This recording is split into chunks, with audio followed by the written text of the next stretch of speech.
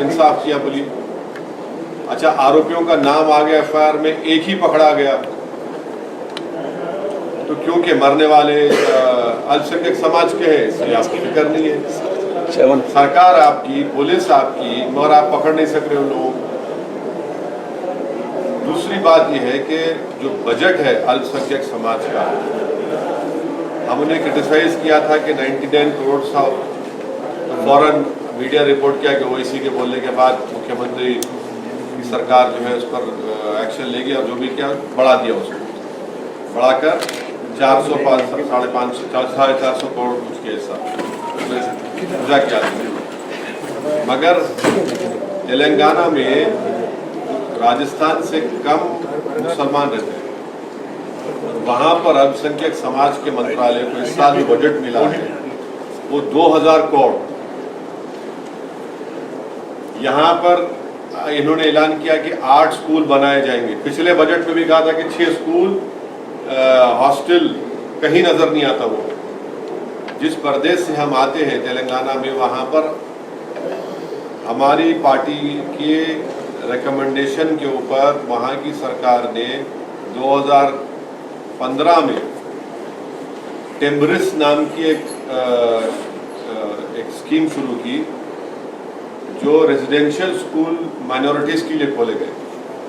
आज आप जाकर देख लीजिए, उसमें 60,000 से ज़्यादा मुस्लिम बच्चे और बच्चियां उन रेजिडेंशियल स्कूल में पढ़ रहे हैं। क्लास 6 से लेकर क्लास 12 तक फ्री में एजुकेशन, फ्री में कपड़े और खाने का इंतजाम, गर्ल्स का स्कूल अलग, हॉस्टल अलग, बॉयज़ का अलग। इसको बोलते ताकत। और हमारा कोई मंत्री नहीं है वहाँ पर। वो केजरीवाल करीब है, वो केजरीवाल क्या कर रहे हैं, वो ड्रामा है। वो तेलंगाना में जो मॉडल है एजुकेशन का, और खास तौर से जो आपको मैं चैलेंज से कह रहा हूँ, माइनॉरिटीज, ओबीसीज, दलित्स और ट्राइबल का, ये जो रेजिडेंशियल स्कूल का कॉम्प्लेक्स जो सिस्टम बनाया गया तेलंगाना में, वो उससे आप देखेंगे कि हर कॉम्पिटिटिव एग्जाम में इन स्कूलों से निकलने वाले लड़के और लड़कियां उसमें क्वालिफाई हो रहे हैं। ये एक अलग स्पेशल एजुकेशन का जो प्रोग्राम है वो गैर मामूली है, और जितना भी उसकी तारीफ करें कम है। इसको बोलते हैं पॉलिटिकल एम्पावरमेंट। ये काम होना चाहिए, बजाय इसके कि आप अब रमजान आ रहा है, आप देखेंगे हर इफ्तार दावत पे कोई मंत्री पहुंच जाएगा। अरे हम बेचारा मुसलमान रहता है 10, 11, 12 घंटे का रोजा, वो हमारे मुंह में खजूर आप डाल देते हैं। नाटक कब तक चलेगा? ये बंद करिए ना इसको। ये मोहब्बत दिखाना नहीं है। खजूर मुंह में डाल के मोहब्बत मत दिखाइए। स्कूल खोलिए, इंसाफ करिए। ईद का दिन आता, आप खड़े हो जाते पोस्टर लगा के गले मिलने के लिए। कोई नाटक है? ये गले तो मिल रहे हैं मगर दिल में कोई मोहब्बत ही नहीं है। और इसीलिए ये चीज़ों की, जब तक राजस्थान हो या भारत के जहाँ पर हमारे अल्पसंख्यक समाज के लोग हैं, दलित लोग हैं, इन लोगों को सोचना पड़ेगा कि भाई आप सिर्फ वोट डालने वाले बन रहे हैं, वोट लीजिए। जब तक आप अपनी पॉलिटिकल लीडरशिप को नहीं बनाएंगे, आप के साथ इंसाफ नहीं होगा। राजस्थान में अगर आपकी पार्टी चुनाव लड़ेगी तो क्या प्रमुख घोषणा रहेगी? बहुत सी चीज़ें रहेंगी, आप देखते जाइए। अभी तो हम मार्च 26 तारीख के बाद, जैसा मैंने कहा आप लोगों को, हम लोग एक स्टडी करवाए हैं एक्सपर्ट्स के साथ, तो रिपोर्ट आएगी। और भी बहुत सी चीज़ें हैं, उसको हम लेकर आएंगे सामने। सर, आपने एयरपोर्ट पे कहा था कि मुसलमानों को जो है सेकुलरिज्म का कुली बना दिया गया है। हाँ। क्या दूसरे धर्म मजहब जो संप्रदाय है, क्या सेकुलरिज्म नहीं रखते हैं? सेकुलरिज्म, नरेंद्र मोदी को जो वोट मिल रहा है, CSDS का डेटा है, दिल्ली में एक बहुत बड़ी थिंक टैंक है, बड़ी मशहूर है। उन्होंने 2014 में और 2019 में उन्होंने बताया कि हर समुदाय ने, रिलीजियस समुदाय ने कितना वोट बीजेपी को दिया। तो 2014 में नरेंद्र मोदी को 31% हिंदू वोट मिला। 19 आते आते वो 37 या 38% हो गया। 6% मुसलमानों ने भी वोट दिया, उन्होंने कहा। और वो 6% 6% रहा 19 में भी, मगर जो 31 से 37 या 38 हुआ, उन्होंने उन हमारे हिंदू भाइयों की बरादरियों का जिक्र किया जिसमें नरेंद्र मोदी को बढ़ के वोट पड़ा। समझ गए ना, ये मैं नहीं कह रहा हूं। दूसरी बात, लोकसभा में कितने मुस्लिम एमपी हैं? कितने हैं? 4% भी नहीं, 4% भी नहीं है। राजस्थान में आखिरी मर्तबा मुस्लिम एमपी कब जीता था, आप बताइए। मध्य प्रदेश में कब जीता था? अच्छा, ये जो 4% एमपी जो जीत कर आए ना लोकसभा में, उसमें से अगर आप वाकई में देखेंगे, जिनको आप कहेंगे कि जहां से कम मुस्लिम वोट है पर कौन जीत रहा है, एक तो अंसारी साहब, अफजाल अंसारी जीते गाजियाबाद से, और एक तमिलनाडु की एक सीट है। बाकी तो 28-30% तो वोट है मुस्लिम का। तो आपका कौन सा रोल है? खुद राहुल गांधी हार गए अमेठी, कहां से जीतते? वायनाड से, जहां पर 35% मुसलमान है। तो ये बात देखिए, जब हम चुनाव यहाँ लड़ रहे हैं, ये शुरू हो गया कांग्रेस पार्टी का बाजा बजना, ये आए हैं हम हार जाएंगे, हम हार जाएंगे। मुसलमानों को कह रहे हैं, भाई आप गुज्जर को कहिए ये बात, जाट से कहिए, राजपूत से कहिए, दूसरी बरादरियों से नहीं कहेंगे ये बात। अब ये जबान में कभी नहीं कहेंगे उनसे, आप सिर्फ मुसलमानों से जबान इस्तेमाल करेंगे। क्यों? कांग्रेस का बाजा बजता ही तो बीजेपी को फायदा शुरू हो जाता है। नहीं तो आप ये कह रहे हैं कि आपकी बात सही है, इसीलिए तो 2018 में प्रदेश जीतने के बावजूद भी राजस्थान में आपका लोकसभा में खाता साफ रहा। हम तो नहीं लड़े उस वक्त इलेक्शन। सर, एक कांग्रेस पार्टी ने आपके ऊपर जो है भाजपा की बी टीम होने का ठप्पा जैसा लगा दिया है। एक आम धारणा बन चुकी है कि आपकी पार्टी यानी कि बी टीम, उसको लेकर क्या करें? अब देखिए सचिन पायलट क्या करते हैं, उन पर भी लगेगा इल्जाम थोड़े दिनों में। हमारे दोस्त है, हम 2004 में हम दोनों एक साथ एमपी बने थे। जी, हम भी जब जीत कर आए थे, हम भी जब भी जीत कर आए थे। अब देखेंगे अब ये चुनाव के बाद किस पे इल्जाम लगाते हैं। देखिए, ऐसी सुगबुगाहट है कि राजस्थान में एक नई पार्टी बनने वाली है, कोई बड़ी पार्टी टूट के। क्या ये वो इशारा आपका? नहीं, मुझे नहीं मालूम है। आप लोग जमीन से ज्यादा आप लोग जुड़े हुए हैं। अगर ऐसा होता है तो देखिए क्या होता है। तो नेशनल लेवल पे भी आप किसी थर्ड फ्रंट की पॉसिबिलिटी देखते हैं? स्ट्रोक थर्ड फ्रंट जो कांग्रेस और बीजेपी दोनों को आप देखिए आपके सवाल का जवाब इस तरह दिया जा सकता है कि नागालैंड में शरद पवार साहब की पार्टी ने बीजेपी का समर्थन कर दिया। अब आप देखिए, अगर वो नाम शरद की जगह शादाब होता तो बोलते बी टीम। उनके शरत है तो वो शरत है बी टीम नहीं होने की। अगर शादाब होता तो वो तो पैदाइशी बी टीम है। तो ये इनकी पॉलिटिक्स ऑफ अपॉर्चुनिज्म है। आप कैसे लड़ेंगे बीजेपी से? एक छोटा प्रदेश है नागालैंड, जरूर नॉर्थ ईस्ट का हमारा अहम हिस्सा है, वहां पर आप घुटने टेक रहे हैं और आप बोले 24 में हराएंगे बीजेपी को। कांग्रेस पार्टी की अलाई है, कांग्रेस पार्टी का क्या पोजीशन है उसके ऊपर? सर, राहुल गांधी इतने 1000 किलोमीटर यात्रा की इस कोने से उस कोने तक, कोई फायदा नहीं दिख रहा। मैंने उस वक्त भी कहा था आपको, आज भी कह रहा हूं, आपको बताइए। आपको फायदा हो रहा है तो नहीं मालूम, मुझे नहीं मालूम क्या फायदा हुआ नहीं हुआ, मुझे नहीं मालूम। अल्पसंख्यक को लेकर मोदी की क्या सोच है, क्या फायदा मिला? आपको सुबह बोल दिया, एयरपोर्ट में बोला, आप ही सवाल किए थे। आप और एक का आपके साथी, हाँ ये भी थे, सवाल किया था आपने, उसको सेकंड किया। दोनों का जवाब, डिटेल जवाब, रिपीट मत। आपने दोबारा पीसी रखी है। आप किसको मान रहे हैं कि आपका मुकाबला किससे होगा? कांग्रेस से होगा, भाजपा से? देखिए, एक बात सुनिए, जब आप चुनाव लड़ते हैं ना तो मैं पिक एंड चूज नहीं कर सकता हूँ किसी को। मुकाबला सबसे होगा। लीडिंग है तो अरे मुकाबला सबसे होगा। मुझे जीतना मेरा मकसद है, किसी को हराना या मेरा हारना मेरा मकसद, जीतना मेरा मकसद है। सबसे मुकाबला करेंगे। सर आप हमेशा बात करते हो अल्पसंख्यक समुदाय के लोगों की, जो जनजाति के लोग हैं या पिछड़े वर्ग के लोग, स्वर्ण वर्ग का नाम आपके जवान को अरे कम आता है? मैं तो जब हम टोंक को गए थे, मैंने अपनी स्पीच में लेट फैसला साहब की तारीफ की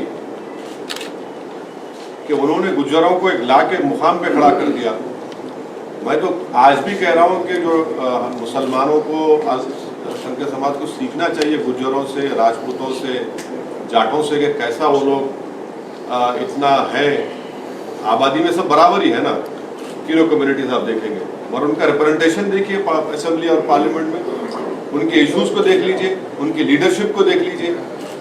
यही तो हमको सीखना है। यही देखिए, जिस दिन हम लोग ये उसीलिए कहा वो जो आपका पहला सवाल था, भाई आप खड़े हो जाओ बेटा, तुम कब तक खड़े होंगे? सबकी तरह आप भी चलिए, अपने मुकद्दर के फैसले हम खुद कर सकते हैं, आप करिए। तो आज राजस्थान में जो मुस्लिम कम्युनिटी के लेजिस्लेटर्स हैं पार्टी में, रूलिंग डिस्पेंसेशन में, आप क्या समझते हैं वो कम्युनिटी के साथ जस्टिस नहीं कर पा रहे? आप उनको रिप्लेस करके किस तरह से नहीं, कर पाएंगे? जुनैद और नसीर की हत्या एक एग्जाम्पल है। कितनों ने मुंह खोला उसके बारे में, चलिए बताइए। ये खबरस्तान के मंत्री हैं, है ना, ये खबरस्तान के मंत्री हैं, एक वक्फ बोर्ड के हैं, बहुत से है ना। आप जुनैद नसीर के ऊपर कितना आपने बोला? भाई हम हैदराबाद से निकलकर आकर घाटमीटा जा सकते हैं, तो मुख्यमंत्री को इतना देर क्यों लगी जाने के लिए? आप तो बोल ही नहीं सकते। चलिए वो छोड़ दीजिए। पिछले बजट में जो अनाउंसमेंट किया गया था, रेजिडेंशियल स्कूल खोले जाएंगे, मुसलमानों के लड़के लड़कियों के हॉस्टल खोले जाएंगे, कहां तक उसका फाउंडेशन स्टोन बताइए हमको। चलिए आप क्या कर रहे हैं वहां पर?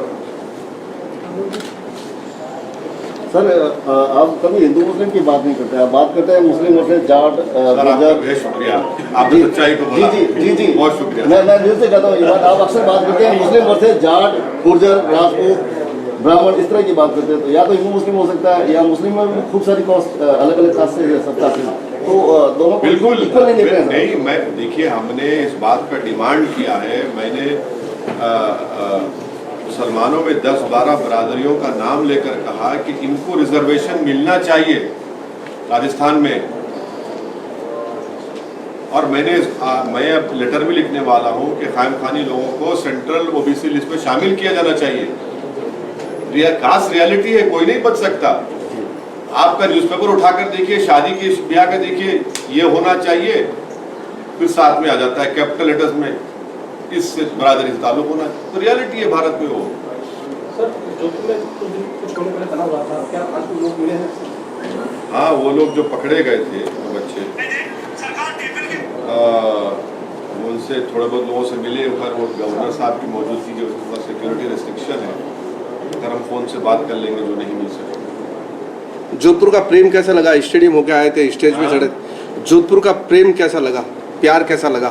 स्टेडियम पहुंचे थे आप, स्टेडियम पहुंचे थे और स्टेडियम से वापस फिर sir recently BJP reach out करने को मुस्लिम कम्युनिटी का, स्पेशली पसमानदा और महाराष्ट्र और आरएसएस में इस तरह के एफर्ट्स देखे जा रहे हैं कि वो मॉस्क विजिट कर रहे हैं और मुस्लिम लीडर से, मौलाना से मिल रहे हैं। इसको आप किस तरह से जस्टिफाई करेंगे? उनका मतलब जस्ट फॉर इलेक्शन क्या आरएसएस के चीफ बिल्किस बानो से मिल सकते हैं? क्या आरएसएस के लोग जाकर जुनैद नसीर के घर में आंख में आंख डालकर जुनैद के जो 7 बच्चे यतीम हो उनसे मिल सकते हैं? बताइए हमको। और जो पसमानदा मुसलमान की बात कर रहे हैं, क्या बीजेपी क्यों नहीं देती दलित मुस्लिम का स्टेटस पसमानदा मुसलमान? लीजिए, 1950 के प्रेसिडेंशियल ऑर्डर को खाली अमेंडमेंट करना है, आप नहीं करते वो बात, वो नहीं कर रहे आप। पसमानदा, अच्छा ये जितने जुनैद नसीर क्या पसमानदा मुसलमान नहीं है? पसमानदा मुसलमान है वो लोग। मार रहे तो आप ही के आरएसएस के लोग है ना, वो जिसका नाम आया मोनू, उसको उन्होंने मोरू डार्लिंग बना दिया। आप बताइए, ईलू, रकबर, अखलाक, ये तो पूरे पसमानदा मुसलमान हैं जो आपके जुल्म का शिकार हो रहे हैं। आप दलित स्टेटस दीजिए उनको, 1950 के प्रेसिडेंशियल ऑर्डर को अमेंड करिए, बताइए अपनी मोहब्बत को। और जितना प्री मैट्रिक स्कॉलरशिप के पैसे आपने खत्म कर दिए central ministry of minority welfare में, तो सब पसमानदा मुसलमान के बच्चे पढ़ते हैं ना उसमें, गरीब। मौलाना आजाद फाउंडेशन पूरे पसमानदा, उसमें आपने पूरी स्कीम को ही खत्म कर दिया। तो कौन सा मोहब्बत की बात कर रहे हैं? ये तो सिर्फ दिखावा है, नाटक है। ये गल्फ कंट्रीज को दिखाने के लिए हम कर रहे हैं, वो है इनका। डोमेस्टिकली आपका जो गवर्नमेंट का जो बजट है उसमें आपने 40% कम कर दिया। बताइए, 40% आपने बजट कम कर दिया। तो ये आप तो कुछ कर ही रहे थे। मदरसों को जो पैसे दिए थे आपने उसके पैसे ही घटा दिए पूरा। फिर आप बोलते हैं मैंने मदरसों में शिक्षा में साइंस पढ़ाएंगे, मैथ्स पढ़ाएंगे, वो करेंगे। अरे भाई, आपकी बजट की स्कीम में आपने पूरे पैसे घटा दिए उसमें।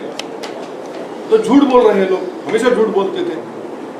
इनका जो बजट है उसको सामने रख कर देख लीजिए आप।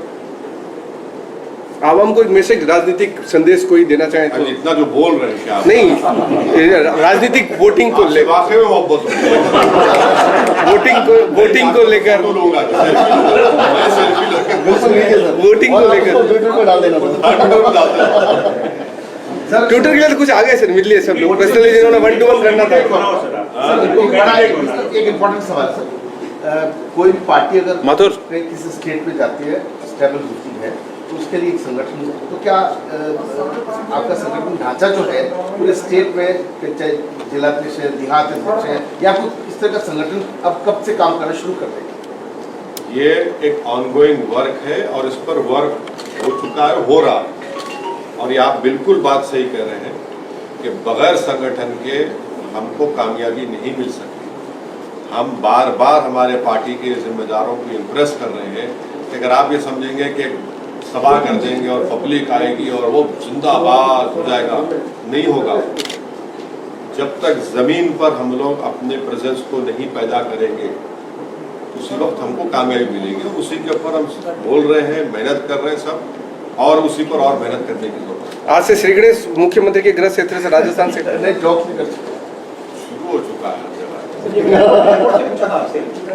वैसे तो लोग कहीं से शुरुआत कर सकते हैं, तो सरदारपुरा विधानसभा से ही शुरुआत, तो खास मकसद, देखो खास वजह वो चीफ मिनिस्टर कॉन्स्टिट्यूंसी है।